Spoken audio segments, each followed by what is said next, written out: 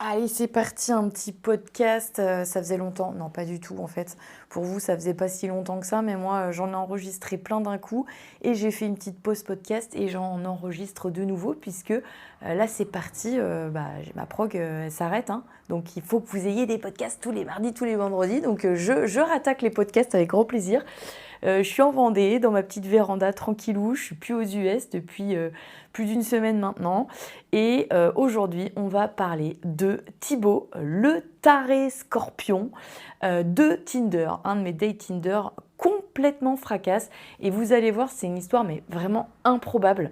Le mec est fracasse. Clairement, il est fracasse. Alors, si vous êtes inscrit sur Tinder, que vous êtes célibataire, que vous êtes une nana et que vous cherchez une histoire sérieuse, je vous dis tout de suite, désinstallez l'application, désinscrivez-vous, ça sert à rien. Clairement, moi, j'ai trouvé que des malades mentaux. Non, moi, j'exagère quand même. J'ai trouvé beaucoup de débiles, beaucoup de bolos, quelques mecs à peu près civilisés, on va dire, mais les histoires se sont toujours mal terminées. Ah, avec le recul, franchement, je pense que Tinder, il y a 10 ans, ça valait vraiment le coup et on pouvait avoir des histoires sérieuses et tout. D'ailleurs, dites-moi en commentaire ou en message privé sur Insta si vous avez trouvé l'âme sœur sur Tinder, mais récemment. Parce que c'est vrai, il y a 10 ans, c'était pas rare de voir des couples sérieux se former sur Tinder. Aujourd'hui, j'ai l'impression que c'est la décharge publique en fait. Alors, désolée pour ceux qui sont inscrits sur Tinder, hein. Moi-même, j'ai été inscrite sur Tinder pendant plus d'un an, je crois. Et franchement, j'ai multiplié les aventures, mais mon Dieu, quelle horreur quoi. Je suis vraiment tombée que sur des mecs chelous. Soit des mecs qui étaient en couple libre tout seuls, c'est-à-dire qui trompaient leur meuf. Enfin, je vous ai raconté une bonne partie de mes histoires Tinder en podcast. Donc si vous avez envie de vous taper des barres de rire et de prendre du popcorn et de passer une bonne soirée, à vous foutre de ma gueule et de la gueule des mecs que j'ai rencontrés, je vous invite à écouter les podcasts de mes dates Tinder. Celui-ci, il est vraiment pas mal, hein. Je vous le dis. Alors, je dis Tinder, mais c'est pas. En plus, je crois que ce n'est pas sur Tinder que je l'ai eu, ce type-là. C'est sur une autre appli, donc j'ai oublié complètement le nom, mais bon, peu importe. Bref. Donc, je suis à mon époque célibataire et j'ai tout un tas d'applications. Je me suis inscrite à Tinder, machin, bidule, Hinge, je crois que c'était Hinge. Bref, Bundle ou Bumble ou je sais pas quoi, là, enfin bref. Mais le Thibaut, là, c'est sur Hinge. Alors, volontairement, je donne son vrai prénom. Pourquoi? Parce que je me dis que peut-être, si vous tombez sur un Thibaut qui vous dit qu'il est scorpion en signe astrologique, cassez-vous, parce que c'est un gros malade, clairement. Alors, ce sera peut-être pas le même, hein, le pauvre, mais en tout cas, j'ai volontairement gardé le vrai prénom pour faire un warning hein, pour les nanas célibataires qui tomberaient potentiellement sur cette espèce de taré, parce que vous allez voir, il est complètement fracasse, hein. Donc bref, c'est une soirée d'hiver, hein, je crois. Je suis célibataire dans mon petit appartement que j'avais lorsque j'étais seule. Et ma passion à cette époque-là, enfin ma passion, c'est un grand mot, mais mon hobby à cette époque-là, c'est de passer mes soirées à discuter sur les applis et notamment à faire des dates avec des mecs. Donc là, je discute avec ce type. Sur les photos, franchement, il est plutôt pas mal. Je crois que c'est un blondinet, un truc comme ça. Il a l'air assez jeune, enfin, il doit avoir la trentaine, un truc comme ça. Moi, j'ai 40 ans. À cette époque-là, j'ai à peine 40 ans, je dois avoir 39 ans. Et du coup, j'aime beaucoup les hommes plus jeunes que moi en général et je m'entends mieux avec les hommes plus jeunes que moi. Donc c'est vrai que naturellement sur les applis, je vais vers des petits jeunes, entre guillemets, hein, la trentaine, voilà, un truc comme ça. Et donc on match sur l'appli et on commence à discuter. Et moi à l'époque, enfin même toujours maintenant, vous le savez, vous devez en avoir ras-le-bol d'ailleurs quand je vous raconte ça sur les podcasts, mais je suis à fond, entre guillemets, sur les signes, je dis entre guillemets parce que je crois pas au truc de prédiction de l'avenir, mais je suis à fond dans les signes astro pour les personnalités en fait. Je trouve que franchement, ça joue de ouf. Et à l'époque, je faisais tous mes dates en fonction de ça. C'est-à-dire que je savais que les vierges, par exemple, je ne pouvais pas m'entendre avec eux, que ça finissait toujours en queue de poisson. Donc j'évitais, par exemple, le signe astro vierge. chez les mecs. Et du coup, là, on commence à discuter signe astro, et lui, il me dit, ouais, je suis scorpion. Les scorpions, au niveau sexuel, on est hyper intense, tu vas passer un bon moment, machin et tout. Et je vois clairement, dès les premiers moments où on s'échange en fait les messages, que le mec il est chaud, quoi. Bon, moi, sur le principe, hein, ça me pose pas de problème. Je suis célibataire, je vous le rappelle, à cette époque-là. Et en plus, j'ai envie de me faire plaisir. J'ai pas du tout envie de me mettre en couple. Donc je me dis pourquoi pas. On continue de discuter. Alors moi, j'aimais bien discuter quand même un moment avec les gars que je rencontrais sur les applis pour éviter de me retrouver dans des situations un peu délicates ou d'avoir des mecs qui me plaisaient absolument pas.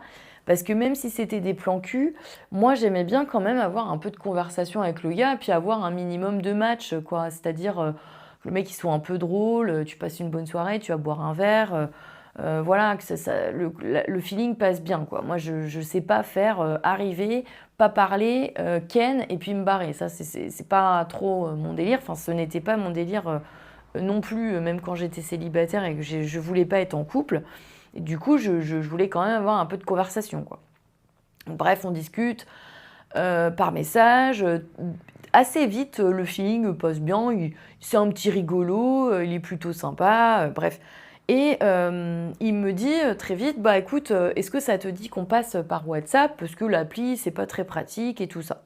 Je lui dis oui, oui, pas de problème. Je lui donne mon numéro, on passe par WhatsApp, on continue de discuter par WhatsApp. Et là, je sais pas, à partir du moment où je lui donne mon numéro de téléphone, il y a un truc qui change. Je le trouve un peu trop, c'est même plus le mot entreprenant, je le trouve précipitant, le gars. Tu vois, il commence à me chauffer, à me parler que de cul. Ça en devient vraiment limite très vulgaire. Alors, j'ai envie de vous dire, même si le mec, il est destiné à être un plan cul, moi, j'aime bien quand même que le mec il soit poli, quoi. Enfin, vous voyez ce que je veux dire. C'est pas parce que c'est un plan cul que le mec il te doit le respect à 100%. Il va pas te maltraiter ou mal te parler. Et là, le mec il commençait un peu à mal me parler. Je sais pas si vous voyez ce que je veux dire, là, un peu au niveau sexuel, tout ça, là, à me prendre un peu, voilà, pour je sais pas quoi et être un peu mal poli. Ça, c'est pas mon délire, c'est pas mon kiff. Et je lui dis tout de suite, je lui dis, écoute, mec, tu vas te calmer. Parce que là, ça me plaît pas comment tu me parles. Donc, on va en rester là. Enfin, carrément, hein, ça me met un espèce de froid. Et je lui dis, écoute, je préfère qu'on en reste là, tu vois, parce que déjà, le mec, je le sentais un peu border par message. Donc, je me dis, ben, je vais arriver, le mec, il va me maltraiter, quoi. Moi, c'est pas mon délire, sadomaso, tout ça, là, hein. Donc, je lui dis clairement, je lui dis, écoute, mec, ça va pas le faire. Merci, c'est sympa, au revoir. Mais le mec, je viens de lui donner mon numéro de téléphone, on discute, on continue de discuter par WhatsApp, à peine une heure après que le mec il m'ait pris mon numéro, quoi. Je veux dire, le mec il a changé complètement de comportement à partir du moment où je lui donne mon numéro de téléphone. Alors je pense, avec le recul, que sur les applis tu peux bloquer, enfin sur WhatsApp aussi, mais tu peux signaler la personne et le bloquer et signaler auprès de l'appli, comme ça il se fait bannir de l'appli. Et je pense que c'est pour ça qu'en fait qu'il était super poli, sympa, machin sur l'appli. Et à partir du moment où il s'est retrouvé sur WhatsApp, bah, le pire qui pouvait lui arriver, en fait, c'est que je le bloque. Donc le mec, il allait pas être banni de l'appli. Mais vous allez savoir pourquoi. Que je vous dis ça, parce que c'est un prédateur. Clairement, c'est un prédateur, hein. Je spoil un peu le truc, mais c'est un prédateur. Et du coup, donc le mec, il me dit, bah non, en fait. Non, je te veux. Bah, je lui dis, écoute, ça se passe pas comme ça. Je lui dis, bah non, en fait, non, non, non. Non, ça suffit, tu me laisses tranquille. Le mec, il me dit, bon, bah ok, je te laisse la nuit pour réfléchir et puis je reviendrai vers toi, mais tu vas regretter. Je lui dis, non, pas du tout, bref. Il était très tard ce soir-là et en fait, je n'ai pas pensé à le bloquer. J'ai arrêté la conversation, j'ai éteint mon téléphone, je me suis couchée. Bref. Les jours passent, hein. Plusieurs jours parce qu'il m'avait dit ouais je te laisse la nuit, tu vas regretter, nanan, tu reviendras vers moi, machin. Que dalle, rien à foutre de sa gueule, ce type complet. Et du coup, les jours passent en fait. Les jours passent et tout ça. Et je reçois un message de lui. Et moi, quand je prends les numéros sur WhatsApp, je marque Thibaut, Tinder, et j'avais mis un scorpion à côté, parce que pour me rappeler que le mec, avec son truc scorpion, il était pas net. Bref. Et le mec, il me renvoie un message. Salut, ça va, nanana, nanana. Je lui redis gentiment, je dis écoute, je ne t'ai pas bloqué, mais je ne veux pas te parler. Merci, au revoir. Et là, le mec, il commence à insister. Ouais, de toute façon, je te veux, t'es à moi. Enfin, un malade mental. Donc là, je le bloque. Je le bloque, terminus, je continue ma journée, super. Quelques jours plus tard, ou quelques semaines, je sais plus, mais jours ou semaines, je reçois un message sur WhatsApp d'un numéro inconnu. Et le mec me dit coucou. Enfin, le mec, je sais pas que c'est un mec, hein, ça me dit coucou. Donc à cette époque-là, j'avoue que, comme je vous l'ai dit, j'étais sur pas mal d'applis, je parlais à pas mal de mecs, et je me dis bêtement, putain, c'est un numéro que j'ai pas enregistré, ça se trouve, voilà, bref. J'étais en train de discuter avec plusieurs mecs sur les applis, je savais plus à qui j'avais donné mon numéro de téléphone, oui, honte à moi. Non mais j'ai eu une période faste, hein, les gars, où je me suis fait plaisir, hein, je précise encore une fois que j'étais célibataire et il n'y a pas de mal à... J'ai pas à me justifier, en fait. C'est fou, hein. Ça rejoint mon podcast sur le body count chez les femmes. Je suis en train de me justifier que quand j'étais célibataire, je datais pas mal et je discutais... Enfin, je datais pas mal. J'ai pas un body count très élevé, hein, mais bref. Mais je suis encore en train de me justifier, quoi. C'est fou, alors qu'on a le droit de se faire plaisir quand on est célibataire. Bon, bref, ça, c'est un autre sujet. Vous pourrez écouter le podcast sur le body count quand on est une femme et quand on aime séduire, quand on est une femme par rapport à la société. J'avais bien kiffé faire ce podcast et j'avais beaucoup aimé vos retours, d'ailleurs, parce que c'était hyper intéressant. Mais bref, c'est pas le sujet. Donc, si vous voulez aller écouter ce podcast, vous pouvez. Donc, je reviens sur le truc et je me dis, putain, j'ai oublié de rentrer un nom de mec et ça se trouve c'est un gars sympa avec qui j'ai envie de dater, donc je réponds, quoi. Et je lui réponds salut, excuse-moi, j'ai pas enregistré ton numéro, t'es qui? Et là le mec il me répond du tac au tac, Thibaut. Ouais, moi Thibaut, ça me dit rien. Je l'avais déjà oublié le mec, je sais pas, je pense que ça faisait quelques semaines d'écart entre l'époque où je discutais avec lui et où je l'ai bloqué. Je dis Thibaut, je dis je vois pas.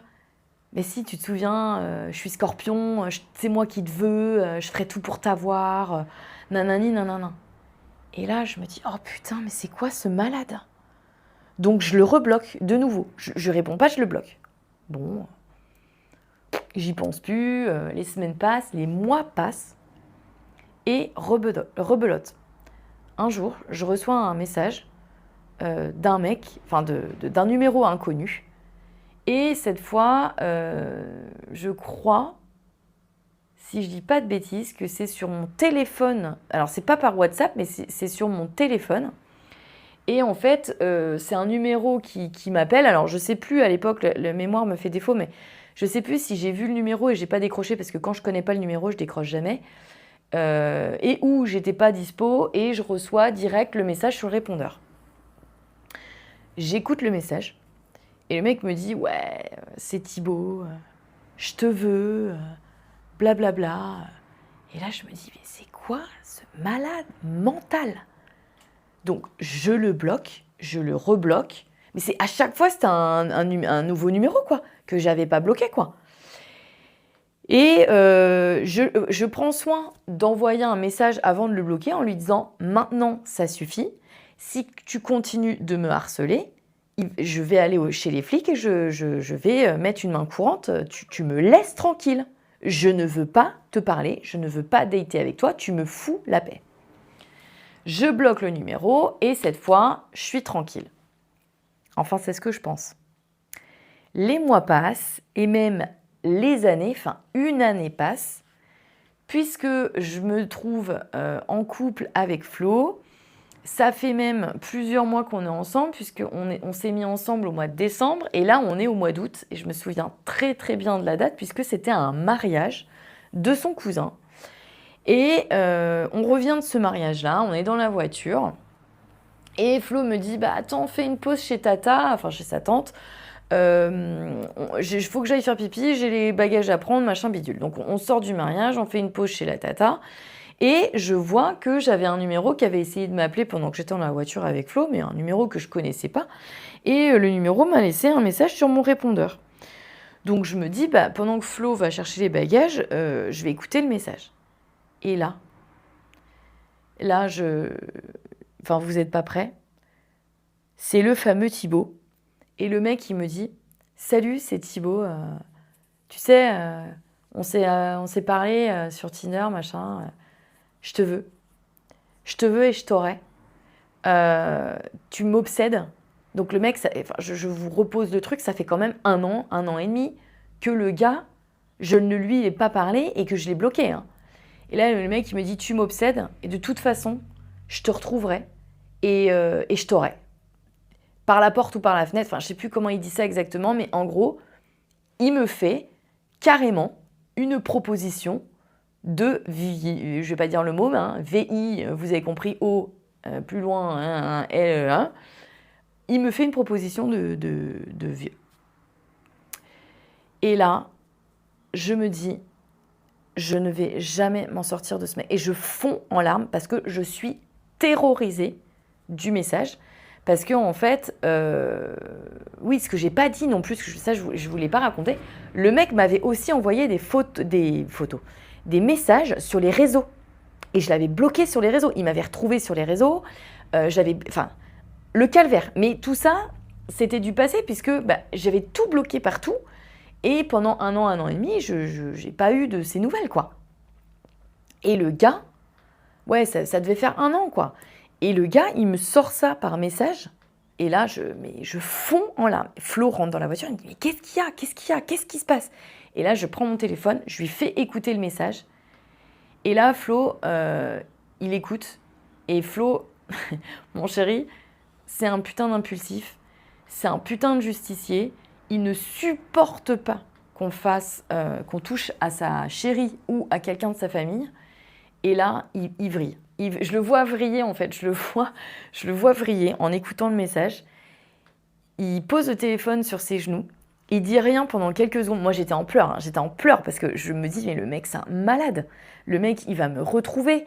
Il va me choper à sortir de chez moi. Ou, je sais pas, à la salle. Où ça se trouve, il sait déjà où je suis. Une horreur. Et le mec, il habitait pas très très loin de chez moi. Hein. À la base, il était de Nantes. Moi, je suis de Vendée. Bref, il était pas très loin. Donc, ça se pouvait que il m'ait déjà, entre guillemets, stalké et savoir à peu près où j'habitais, quoi. Et s'il regardait mes réseaux, il voyait la salle que je fréquentais, la salle de sport et tout ça, quoi. Et là, je vois Flo, il dit rien. Et moi, je pleure. Et il me regarde avec ses yeux noirs. Alors Flo, quand il est énervé, il a des yeux noirs, mais comme les chats. C'est un truc de fou.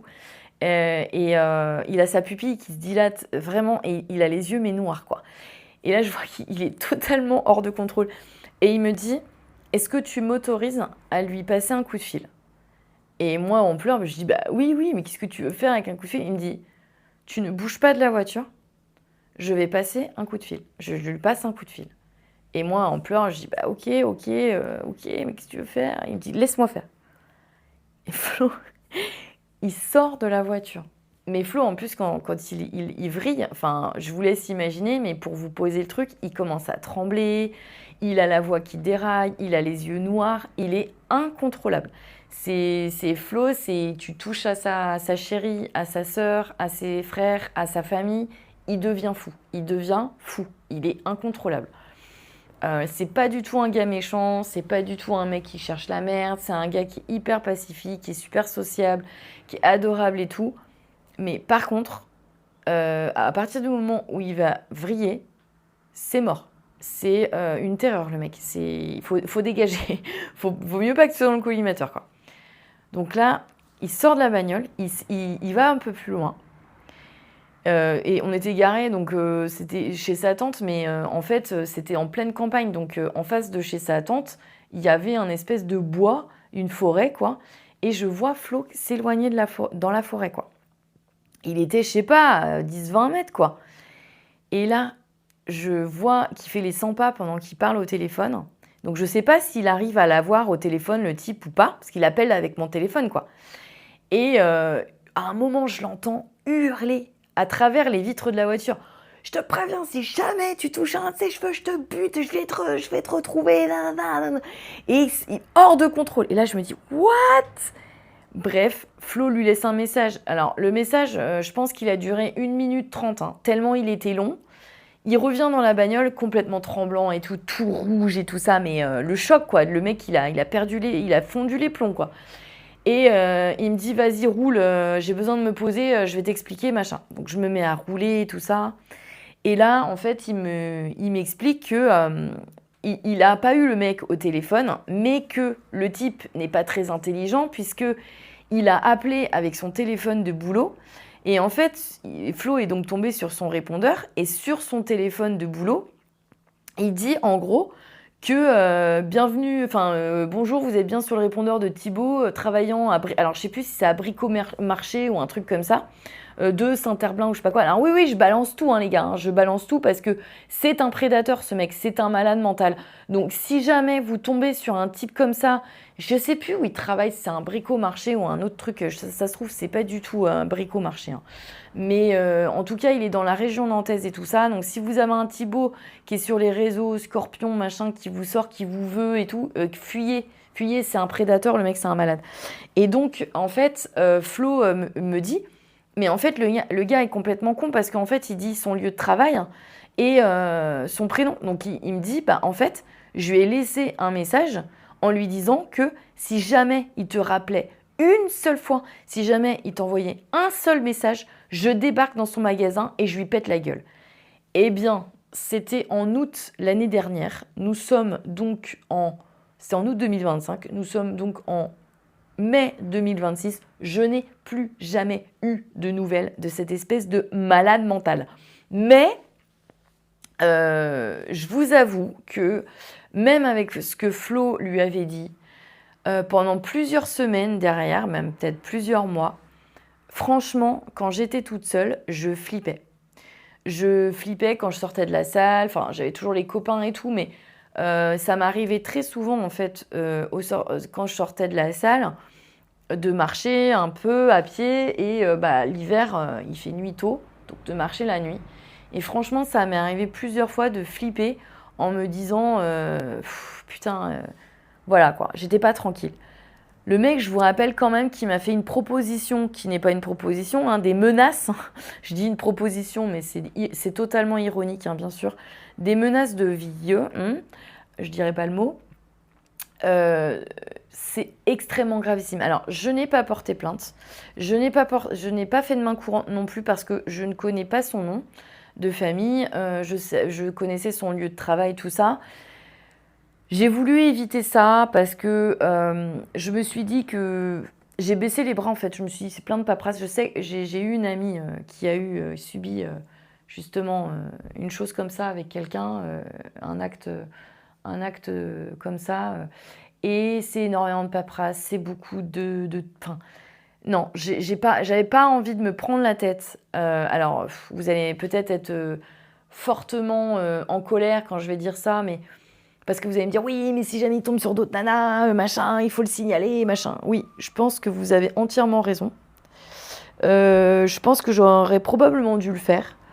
Mais j'ai eu la flemme et surtout, je me suis découragée parce que c'est pas de la peur, mais j'avais envie d'enterrer ce truc-là. J'avais pas envie, au cas où, que les gendarmes ou les policiers me disent il faut porter plainte, madame, c'est trop important, machin, de me retrouver en face de lui, d'aller à un tribunal, de ci, de ça, pour une histoire à la con comme ça. Donc oui, on peut dire, j'ai un peu fait ma fiotte, je me suis dégonflée et j'ai pas porté plainte. Flo m'en avait parlé. Il m'avait dit, écoute, porte plainte et tout ça. Et je lui ai dit, non, j'ai pas envie en fait de m'emmerder avec ça.